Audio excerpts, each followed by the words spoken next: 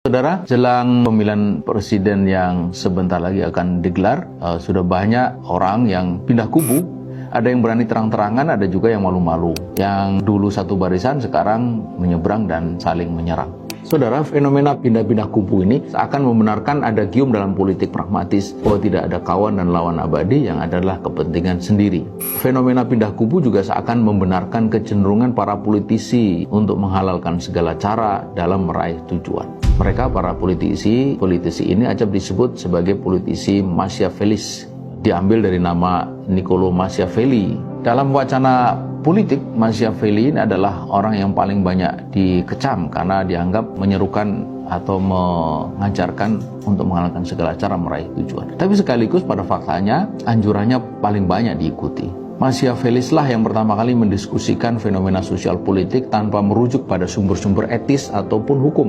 Inilah pendekatan pertama yang bersifat murni saintifik terhadap politik. Bagi Machiavelli, politik hanya berkaitan dengan satu hal, bagaimana memperoleh dan mempertahankan kekuasaan. Karenanya agama dan moralitas yang selama ini dikaitkan dengan politik menurutnya tidaklah memiliki hubungan mendasar dengan politik, kecuali bahwa agama dan moral itu sekedar digunakan secara pragmatis untuk mendapatkan dan mempertahankan kekuasaan. Nah, disitulah politisasi agama itu terjadi. Tapi pindah kubu dan penghalalan segala cara itu, ya saudara, bukanlah fenomena baru ternyata. Itu ternyata juga sudah terjadi di masa Nabi pada 14 abad silam.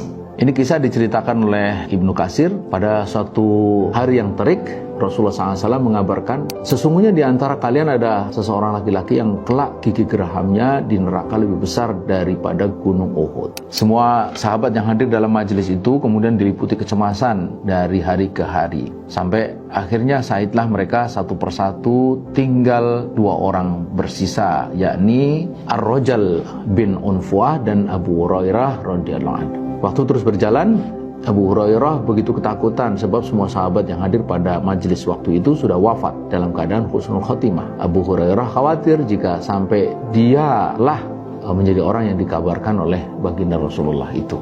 Hingga tibalah masa pemerintahan atau kepemimpinan Khalifah Abu Bakar As-Siddiq. Saat itu muncul nabi palsu bernama Musailamah yang diberi gelar sebagai Al-Kadzab atau sang pendusta. Keberadaannya makin hari makin mengkhawatirkan karena pengikutnya itu kian bertambah banyak.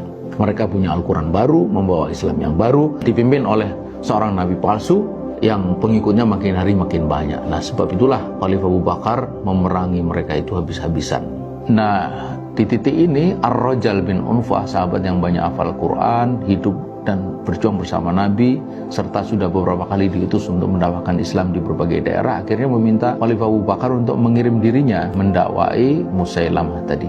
Khalifah pun memberikan izin dan berangkatlah Ar-Rajal menemui nabi palsu itu, Musailamah Al-Kadzab. Nah, tapi apa yang kemudian terjadi, saudara? Alih-alih mendakwahkan Musailamah, Ar-Rajal justru berubah menjadi bimbang. Mengapa?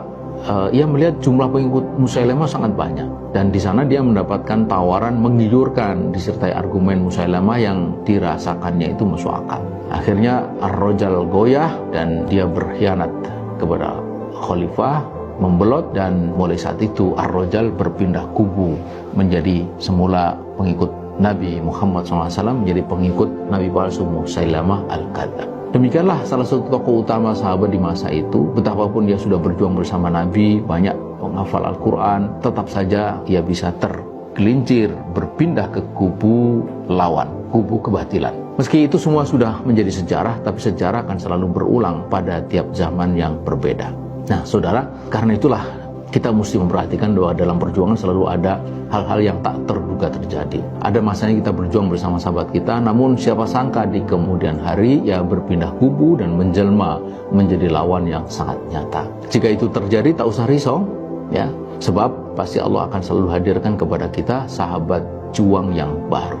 Karena itu maka dalam berjuang kita harus menyadari dan meyakini betul untuk apa dan dengan landasan apa kita ini berjuang. Dari sekian ragam perjuangan, tetap saja pilihannya itu tinggal dua, yaitu berjuang lillah, demi Allah, atau li ghairillah, untuk selain Allah. Yakinkan diri bahwa kita memang benar-benar berjuang lillah, bukan li ghairillah.